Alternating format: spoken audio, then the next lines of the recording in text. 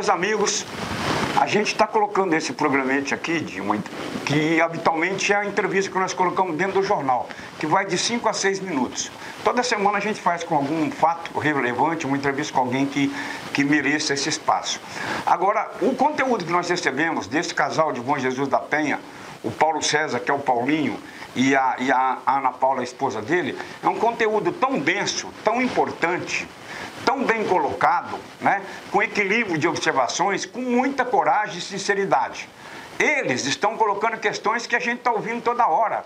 E quem já conhece a caminhada do padre aí, sabe que são erros que ele já repetiu em outros lugares. A gente acompanhou de perto. A TV Resende Web tem um vasto material sobre coisas dele daqui e da Petúnia. Então a gente conhece isso aí, esse modus operandi dele. Então a gente vai colocar essa entrevista na íntegra, porque é muito esse depoimento, né, uma entrevista na íntegra, para que se possa fazer uma reflexão sobre essa questão da Igreja de Bom Jesus da Penha. Há uma sensatez, você percebe que são pessoas corretas, que são pessoas respeitadas. Eu falei com várias pessoas de Bom Jesus para saber da densidade, da importância deles no contexto aí de Bom Jesus e tive os melhores retornos. Então, a gente está oferecendo um material para que vocês possam fazer uma reflexão. É bom entender que nos parece que são pessoas preocupadas claramente com a igreja, com a religião, não com quem está gestando ela pela circunstância. A igreja é permanente, o catolicismo é permanente. O padre, bom ou ruim, é transitório. Então é preciso que haja essa reflexão. Então é isso que nós estamos oferecendo para vocês. Acompanhe aí. Eu sou o Paulo César. Eu sou a Ana Paula, nós somos aqui da cidade de Bom Jesus da Penha, estamos na paróquia do Senhor Bom Jesus, fomos batizados, fizemos nossa primeira Eucaristia, fomos crismados aqui, nos casamos aqui também, nosso filho nasceu, foi batizado aqui, fez sua primeira Eucaristia aqui também. Nós estamos num serviço pastoral, ajudando na igreja aproximadamente uns 23 um pouco mais, uns 25 anos mais ou menos, que a gente já participa aqui da comunidade. E durante esse tempo a gente teve a honra de conhecer diversos padres que passaram por aqui e que deixaram as suas marcas e que deixaram diversos ensinamentos para cada um de nós, assim como para cada um da comunidade de Bom Jesus da Penha. Ultimamente tem havido uma polêmica na nossa cidade, uma certa divisão em relação à postura do atual padre, o Padre Mateus. Quando o Padre Mateus chegou aqui, eu e a Ana tivemos a oportunidade de ir lá, sentar e estar conversando com ele, né? Quando ele chegou, a gente sentou, conversou com ele, tivemos a oportunidade de conversar muito, de oferecer o nosso apoio, o serviço social, pastoral para ele. Na ocasião, ele havia nos contado que sofreu muito em outra paróquia, pelo jeito dele, pela forma que ele se expressava. Então, assim, com a gente, ele se demonstrou que queria um novo modo, assim, de agir na igreja, mais acolhedora, porque ele achou, assim, que na outra paróquia ele havia afastado muitas pessoas, então ele queria um jeito diferente de trabalhar com o pessoal da comunidade. E no começo realmente aconteceu assim, mas pouco a pouco ele foi implantando o método antigo das outras paróquias, que ele trabalhou na Petúnia e Nova Resende, certo? Onde tem pessoas que concordam e tem pessoas que não concordam. Assim como a gente acha que todo mundo tem o direito de pensar da maneira que convém. O pessoal tem o direito de achar que a maneira é correta, que é a única maneira, assim como a gente tem o direito de achar que não é correto. E a gente não acha isso por si próprio, a gente acha pelas experiências que a gente já viveu, por outros padres que passou por aqui. Então a gente simplesmente concordar plenamente com tudo que é dito, a gente discorda um pouco da maneira até com que a diocese leva essa parte de pregação, leva as regras, né? Exatamente. Assim, a gente entende que tem várias opiniões diferentes, pessoas pensam diferente. A gente respeita muito isso e a gente gostaria, assim, o nosso modo também de ser respeitado.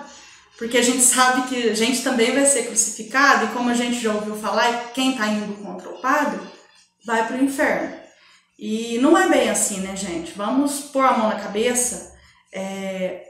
O padre hoje, pela forma que a gente foi vendo durante as missas, é um padre que pregou extremamente sobre o pecado, assim, apontando falhas, não mostrando amor. E isso, no meu auge dos meus 40 anos hoje, será que eu aprendi errado na igreja? Que só existe o pecado e as culpas, que não existe o amor, que não existe o perdão de Deus? Será? Numa recente publicação que foi feita no YouTube, por um canal no YouTube, nessa recente ele fala de perseguição. Não existe, a gente não está aqui para perseguir o padre de maneira alguma. Nós não temos nada contra ele pessoalmente. O que a gente estava aqui é simplesmente para expressar a nossa opinião, que às vezes a maneira de educar é pelo amor, e não olho por olho, dente por dente, certo? Porque o que aconteceu? Começou a surgir uma pregação, aquela pregação de ou é do meu jeito, ou é assim, ou tá fora, ou vai procurar outra igreja, ou vai procurar outra paróquia. Uma das coisas no início, ele falava que o modo que mais agradava a Deus era se comungar na boca e ajoelhado. Isso era o que mais agradava a Deus. Um dos métodos. Mas não era o único método. Não é o único, porque comungar na mão é permitido por lei na nossa diocese, permitido por lei pela Santa Sé, que tem os documentos. Inclusive, a gente estava fazendo a preparação para ser ministro, né? Inclusive, a Ana Paula vai ler um trechinho desse pedaço depois para a gente aí, da formação, onde fala sobre isso, que é direito do fiel católico receber a comunhão da maneira que lhe convém. Exatamente. Na página 72 desse livro, que o Paulinho já mostrou, do curso de ministro que estávamos fazendo, estava confundindo com batismo. O modo habitual, segundo o qual se recebe a comunhão, depondo da partícula na língua, permanece como mais conveniente. No entanto, os fiéis poderão escolher um dos dois modos. O fiel que deseja receber a comunhão na mão, apresenta ao ministro ambas as mãos, uma sobre a outra, e enquanto recebe com devido respeito a devoção do corpo de Cristo, responde amém, e faz uma pequena reverência inclinando-se. Ou seja, ontem a gente ouviu falar, né, que ele incentivava, no começo até que sim, não vamos julgar completamente, a gente sabe disso, no começo ele realmente incentivava a comunhão na boca. Agora, ultimamente ele tem obrigado aos fiéis. Aquele que não quisesse receber a comunhão na boca deveria sair da fila porque estava atrapalhando a fila e poderia assim procurar outra paróquia. Não foi só eu que ouvi isso, não foi só meu marido que ouviu isso, não foi só meia dúzia de pessoas que ouviu isso.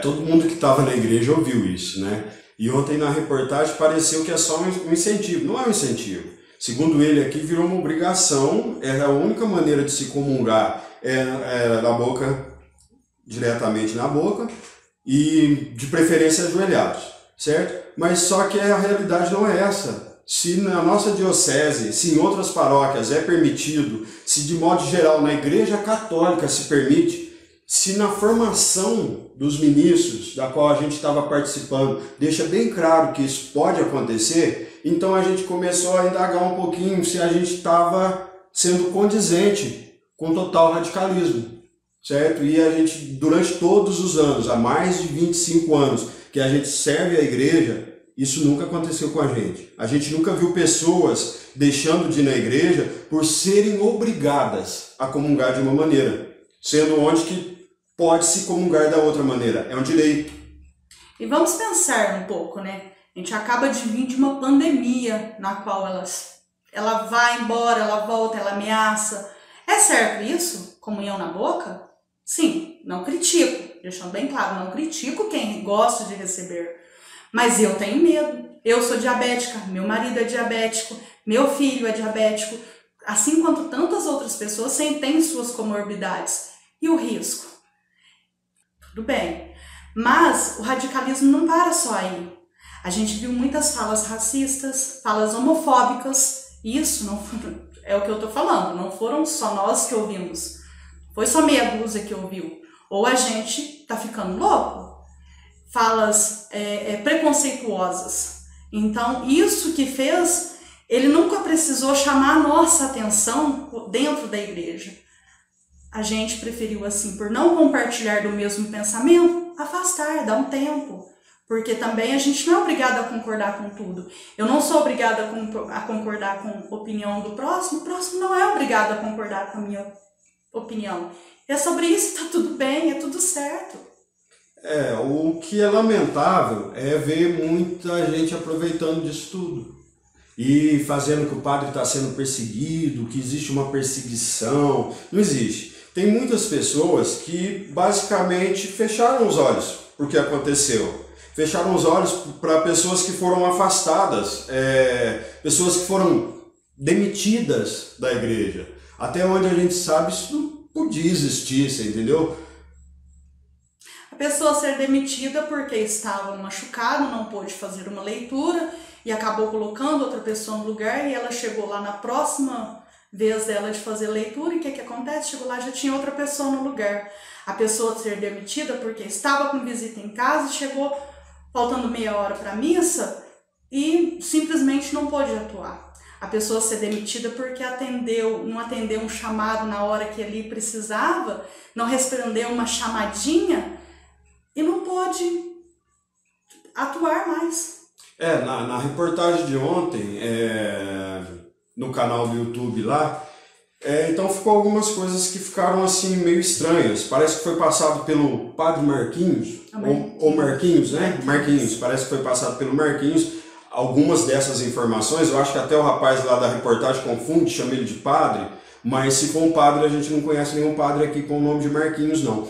Mas a questão é o seguinte: Deus, até onde a gente conhece, é amor, é por amor. E aqui não é um discurso da teologia da libertação, não. É um discurso de pessoas que necessitam da igreja, de pessoas que vão em busca de acolhimento, que vão em busca de paz, que vão em busca de amor. Se eu com a minha esposa não fôssemos pecadores, se a gente não precisasse do aconchego de Cristo, não teria necessidade de a gente estar na igreja. Porque até onde eu sei que há mais festa no céu por um só pecador do que por 99 justos. E o que a gente está vendo aqui na nossa paróquia é que tem que ser justo para estar lá. Você entendeu? Lá não é uma igreja, a nossa igreja não é mais uma igreja para pecadores, é uma igreja para justos. Assim como a gente vê na parábola do rebanho lá, do pastor, que larga todas as ovelhas por conta de uma. Jesus deixa bem claro que o amor dele é igual, seja para quem é justo, seja para quem é pecador. Jesus, quando ele pregava, ele não ficava no meio daquele que não necessitava, ele ia no meio do antropós do mundo. Ele queria estar no meio, ele tinha ânsia de pregar para quem necessitava, para quem tinha pecado. Tanto que o cego se curou por Jesus ter tocado ele. E é nisso que a gente acredita há tantos anos na igreja, mesmo sendo conservindo, como não, desde quando fomos batizados, tivemos um entendimento da igreja, foi o que foi passado para a gente por todos os outros padres, pelos cursos e formações que a gente já fez na diocese. Então, assim, será que essa igreja que a gente viu ao longo do tempo, ela não existe? Eu só penso nisso. Eu, no meu auge da minha vida, só penso nisso. Será que eu vi a igreja errada esse tempo todo? Então, gente, o que a gente queria frisar aqui, no fundo do coração, é que opiniões divergentes existem. É um direito nosso pensar diferente, como é um direito de vocês pensar diferente também, certo? Mas a gente baseado no que vivemos, no que acontece na nossa diocese. Eu acho que é um direito do cidadão, por exemplo, que quiser comungar, receber a partícula na mão, como está escrito aqui no livro de formação dos ministros, como está escrito em documentos da igreja, como está escrito nas conferências episcopais, né? Isso tudo é permitido, não é errado. E a gente só gostaria que os direitos nossos como fiel fossem garantidos. Assim, então o que a gente tem visto é isso, que tem surgido muitos fiscais da fé, pessoas que estão interessadas em apontar o erro dos outros para o padre, que fica ali muitas vezes esperando, com uma canetinha na mão ali, vão cortar esse, por isso, aquele outro. Gente, a única coisa que a gente deseja na nossa comunidade é que a nossa comunidade seja uma comunidade unida, e onde as pessoas sejam acolhidas, onde as pessoas possam expressar o amor e a verdade. E essa incitação do ódio, isso não faz parte da gente. Nós, verdadeiros cristãos, não incitamos o ódio. A gente mostra o nosso ponto de vista e o outro também vai mostrar o ponto de vista. Eu posso estar errado, meu marido pode estar errado, assim como as outras pessoas também. Não tem um lado certo e um lado errado da história, o que a gente tem é Jesus. Tem uma frase muito interessante que ela define muito bem muitas coisas. A diferença do remédio e o veneno está na dose. Então foi com vocês o que nós podemos mostrar esse material para vocês. A gente volta segunda-feira com o nosso jornal. Muito obrigado pela atenção de vocês. Façam reflexões e façam exercício crítico que a gente está acostumado a receber aqui e olhar com atenção. Muito obrigado, um abraço.